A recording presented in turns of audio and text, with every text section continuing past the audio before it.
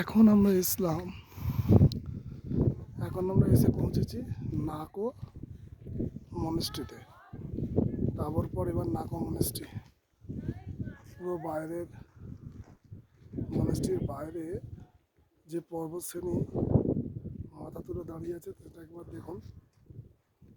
বেশ অনেকটা জায়গা নিয়ে পাহাড়ের চূড়ায় নাকো মনেস্ট্রি,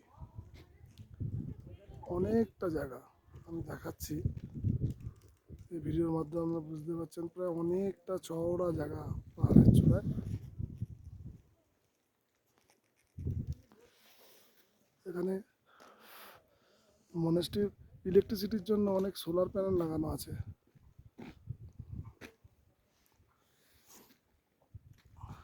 একদম নিশ্চুপ নির্জন এই মনেস্ট্রিতে বেশ ভালো লাগবে, কিন্তু হাওয়ার গতিবেগ এখানে বেশ অনেকটা।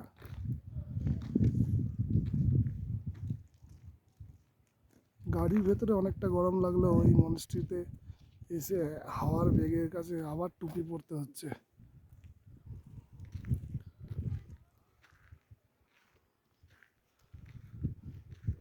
সামনে আমার ওয়াইফ হাঁটছে,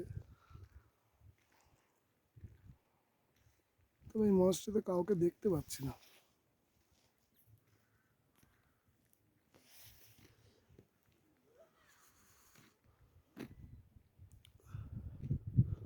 ওপরে পাহাড়ের চূড়াগুলো দেখুন, সাদা বরফে, ফ্রেশ বরফ পড়েছে হয়তো দু একদিনের মধ্যেই। এখানে খোঁজ নিয়ে জানলাম আর দিন 15 পরেই বরফে চারিদিক ঢাকা পড়ে যাবে।